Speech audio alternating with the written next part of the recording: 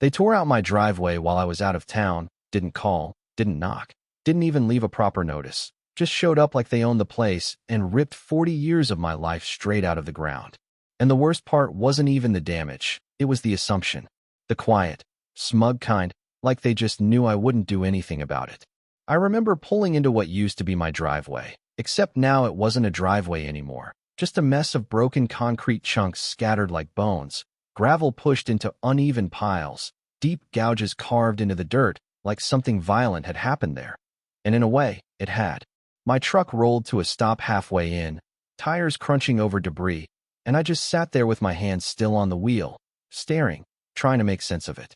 There was this cheap yellow tape strung across two wooden stakes, flapping in the breeze like it was proud of itself. Construction zone.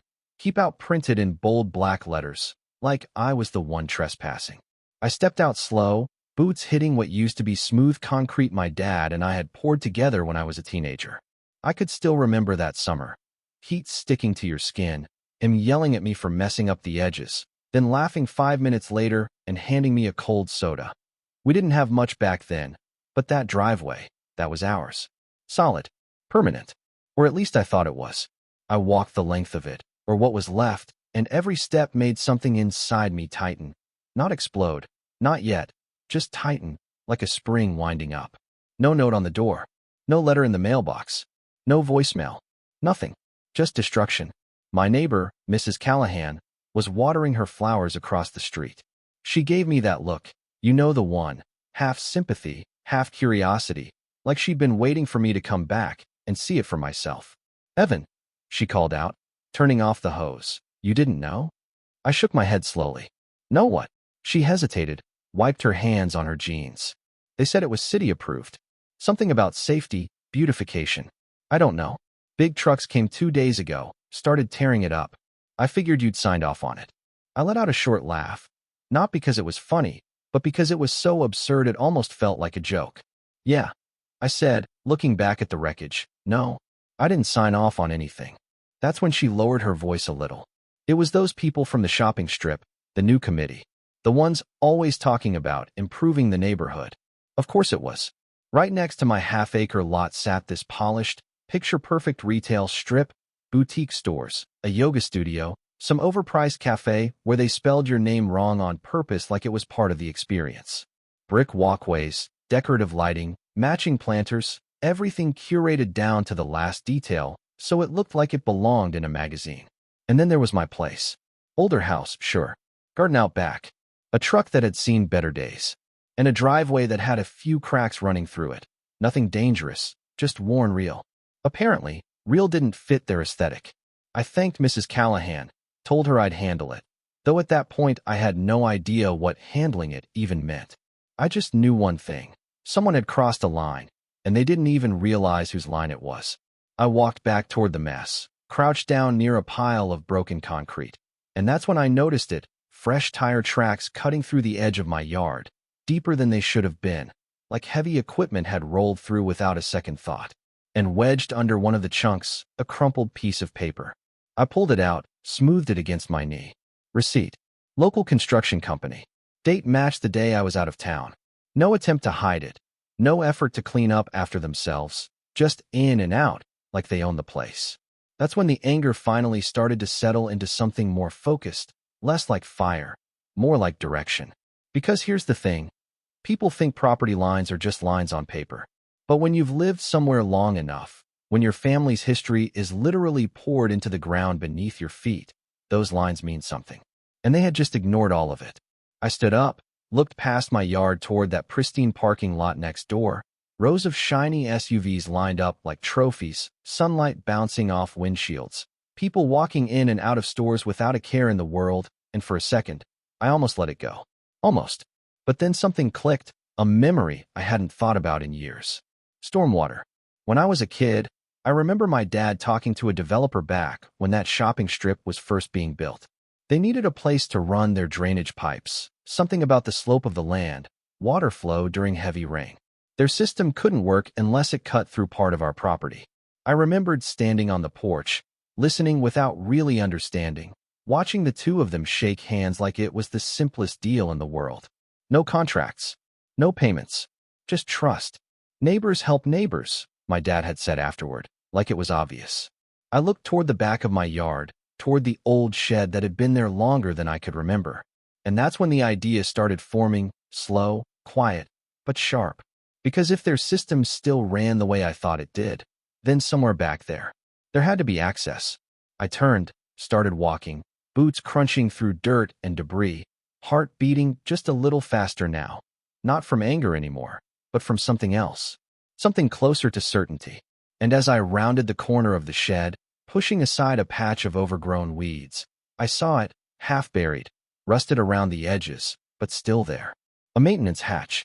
I just stood there for a moment, staring down at it, and for the first time since I got home, I smiled. Not a big smile. Not loud. Just enough to know this wasn't over. Not even close. I didn't open that hatch right away.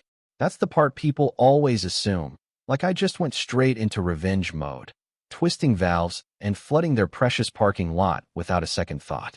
But it wasn't like that. Not at first. I stood there behind the shed, looking down at that rusted metal cover, and all I could hear was my dad's voice in the back of my head, talking about trust, about doing right by people even when it didn't benefit you. That handshake he made all those years ago, it wasn't weakness, it was the kind of thing that built communities. But standing there, staring at the wreckage of my driveway just a few yards away, it was hard to feel like that kind of goodwill still meant anything. So instead of opening it, I covered it back up, brushed the dirt over it, stepped away, and went inside. Because if I was going to do something, anything, it wasn't going to be impulsive. It was going to be deliberate. That night, I didn't sleep much.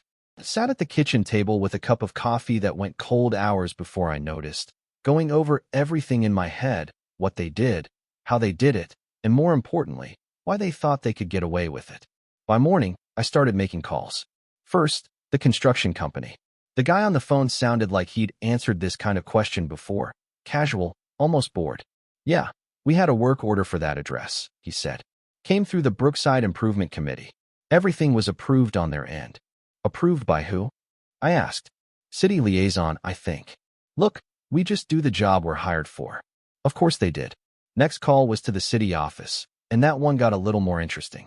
After being transferred 3 times and put on hold long enough to question my life choices, I finally got someone who sounded like they actually knew what they were talking about. There's no permit filed for driveway removal at your address, she said. I leaned back in my chair, staring at the ceiling. None. None, she confirmed. If work was done there, it wasn't authorized through us. That was the moment it stopped being confusion and became something else entirely. Because now it wasn't just disrespect. It was trespassing, property damage, fraud, maybe. I thanked her, hung up, and sat there for a second, letting that sink in. Then I picked up the phone again. Lawyer. His name was Daniel Reeves. Not flashy, not the billboard type, just a guy who knew property law like it was second nature. I'd met him once years ago through a friend, never thought I'd actually need him. By the time I finished explaining the situation, there was a pause on the other end, then a quiet chuckle. Well, he said, they picked the wrong property to mess with. That was the first time I felt it, that shift. Like the ground under this whole situation had started to tilt. He told me to document everything, photos, receipts, witness statements. Said we could file a report, push for damages, maybe more depending on how this played out. And then he asked me something that stuck. Do you want to settle this clean? Or do you want to make a point? I didn't answer right away, because up until that moment, I thought those were the same thing. Turns out they're not. The next day, I went back out to the shed. This time, I didn't hesitate. The hatch was heavier than it looked, metal scraping against dirt as I pulled it open.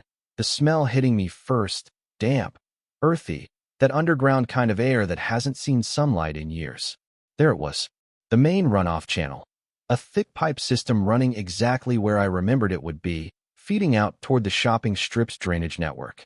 And right there along the side, a control valve. Old, but intact.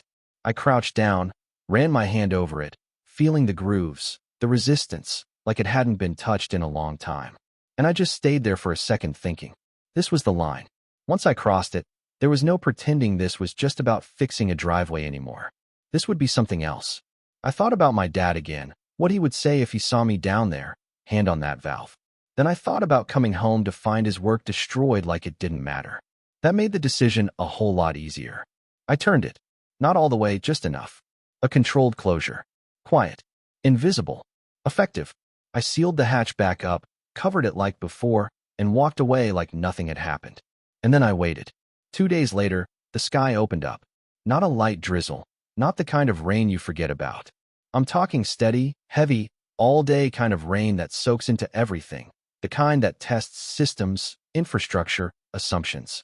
By mid-morning, I could already hear it. Not from my yard, mine was fine. But from next door. Engines revving. Doors slamming. Voices raised just enough to carry over the fence. I stepped out onto my porch, coffee in hand, and looked over. At first, it was subtle, water pooling in the lower sections of the parking lot. Nothing dramatic, just enough to make people step a little quicker. But then it kept rising. And rising. Within an hour, it was ankle-deep. Cars started repositioning, drivers trying to find higher ground that didn't exist.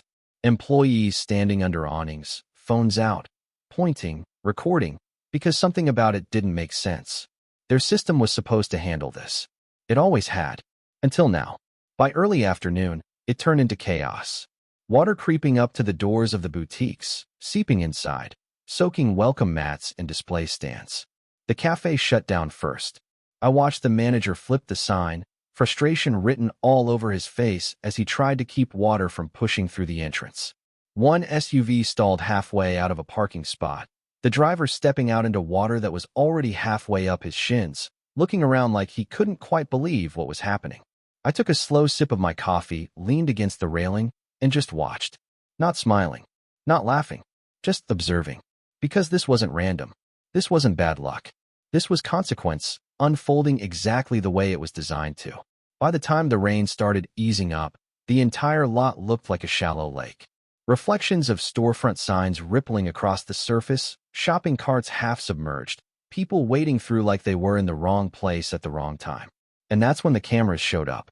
Local news vans pulled in as close as they could, reporters standing at the edge of the water, talking into microphones with that tone they always use when something's gone just sideways enough to be interesting. I stayed where I was. Didn't wave. Didn't step in. Just watched. Because I knew it wouldn't take long. And sure enough, right around sunset, I saw him. Walking fast, shoulders tight, shoes already soaked from trying to navigate the mess, heading straight for my house like he had every right in the world to be there. Calvin Rhodes, chairman of the Brookside Improvement Committee. The man who decided my driveway didn't belong. He didn't knock. Just stepped up onto my porch like he owned that too. "You need to fix this," he said, voice sharp, controlled but barely. I set my coffee down slowly, turned to face him. "Fix what?" I asked. He gestured back toward the flooded lot, frustration finally cracking through. "This. The drainage system is backed up. It runs through your property." "We know it does." I nodded once calm. "Yeah," I said. "It does." There was a beat, just long enough for the realization to start settling in behind his eyes. And that's when things started to get interesting. He stared at me like he was trying to figure out if I was bluffing, like maybe this was all just some coincidence he could still talk his way out of. But the thing about people like Calvin, they're used to being the ones in control, used to walking into a situation and bending it until it fits what they want. This wasn't one of those situations. "You shut it off," he said finally, voice lower now, tighter. I didn't answer right away. Just picked my coffee back up, took a slow sip, let the silence sit between us a second longer than he was comfortable with. Then I shrugged, just a little. "My land," I said. "My pipe." "That's not how this works," he snapped, stepping closer. "That system services the entire commercial strip. You can't just." "I can." I cut in, calm, steady, not loud, didn't need to be. And I did. That hit him harder than if I'd yelled. "You're going to cause serious damage," he said. "Businesses are already taking losses. If this continues." "If this continues," I said, setting the cup down again, "maybe people will start asking why a private committee thought it was okay to tear up someone else's property without a permit." That stopped him. Not completely, but enough. Because now we weren't just talking about water anymore. We were talking about exposure. He ran a hand through his hair, pacing once across the porch like he was trying to recalibrate. "We had authorization." "No," I said, shaking my head. "You didn't." "We were told." "You were told what you wanted to hear," I said. "There's no city permit." I checked. "And I've already filed a report." That landed. You could see it in his face, that subtle shift from frustration to calculation. Like he was starting to realize this wasn't going to be handled with a quick conversation and a handshake. "Look," he said, tone changing now, trying a different angle. "Maybe there was a misunderstanding. These projects move fast, things get approved. You demolished my driveway," I said, not raising my voice, just letting the weight of it sit there. "While I was out of town. No notice, no consent. That's not a misunderstanding." He exhaled slowly, nodding like he was conceding a small point to win a bigger one. All right. Then let's fix it. We'll have it report better than before. We'll cover the costs." I leaned back against the railing, studying him for a second. A week ago, that might have been enough. "Too late," I said. His jaw tightened. "What do you want?" There it was. Not apology, not accountability. Transaction. "I've got a lawyer," I said. "We're filing for damages. Property destruction, trespassing, maybe more, depending on what else comes up." "That's unnecessary," he said quickly. "We can resolve this without dragging it into court." "Funny," I said, a small smile pulling at the corner of my mouth. "That didn't seem to matter when you dragged a crew onto my property." For a second, neither of us spoke. Just the sound of distant water sloshing around tires, voices echoing faintly from the lot next door. Then I added, almost casually, "Oh, and I sent some footage to the local news." That got his attention. "What footage?" I tilted my head toward the flooded strip. "That." He turned, just slightly, like he could still see it from where he stood, reporters, cameras, water sitting where it wasn't supposed to be. With a little note, I continued, "Guess who caused this?" He looked back at me, and this time, there was no confusion left. Just anger, and something else underneath it. Concern. "You're escalating this," he said. I shook my head. "No, you did. I'm just not stepping out of the way." That was the moment the power really shifted. Because up until then, he still thought he was negotiating from a position of authority. Now he realized he wasn't. He left not long after that. Didn't slam the door, didn't make a scene, just walked off the porch with that same tight posture. Except now it looked heavier somehow. And over the next couple days, things started to unravel. Fast. The news picked it up first, not as some major scandal, just a local interest piece about unexpected flooding affecting a high-end retail area. But then the details started slipping in, questions about infrastructure, about permits, about how something like this could happen in the first place. Then came the business owners. I saw a few of them walking the edge of the property line, talking in low, urgent voices, pointing at the water, at the drains that weren't draining, frustration turning into something sharper the longer it went on. Because here's the thing. People can tolerate inconvenience for a day, maybe two, but when it starts costing them money, real money, patience runs out quick. By Friday, Calvin was back. This time he knocked. I opened the door, let him stand there a second before stepping aside, just enough to show I wasn't inviting him in. He didn't try. "We're prepared to make this right," he said, getting straight to it.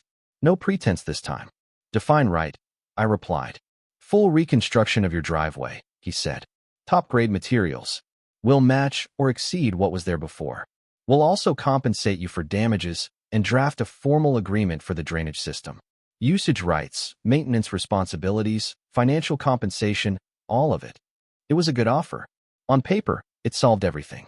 But I didn't answer right away. Just looked past him, toward that parking lot still holding on to pockets of water even days after the rain had stopped, toward the shops that weren't as busy as they used to be, the empty spaces where cars should have been. Then I looked back at him. "No," I said. He blinked, like he hadn't heard me right. "No. No deal," I said. "Not yet." His patience slipped a little. "What else do you want?" I stepped forward just enough that he had to hold eye contact. "I want every part of this handled through my attorney," I said. "Every dollar of damage accounted for. And I want a public apology from your committee for trespassing and unauthorized demolition." He exhaled, long and slow. "That's going to be difficult." I gave a small shrug. So is pumping water out of a parking lot after every rainstorm. That landed exactly the way I intended. Because that was the reality now. Every time it rained, they had a problem. And I had a valve. "I'll keep the system closed," I added, almost conversationally, "until everything's settled." He studied me for a second, really studied me this time, like he was seeing a different version of the person he thought he could push around. Then he nodded once. "All right," he said quietly. We'll be in touch. And just like that, he left again. The weeks that followed weren't loud or dramatic, not in the way people expect. There were no shouting matches, no last-minute confrontations. Just pressure. Steady, constant pressure. Rain came and went, and every time it did, that parking lot reminded them what happens when you take something that isn't yours. I'd see the trucks roll in, industrial pumps set up, hoses running, workers trying to move water that had nowhere else to go. It wasn't cheap.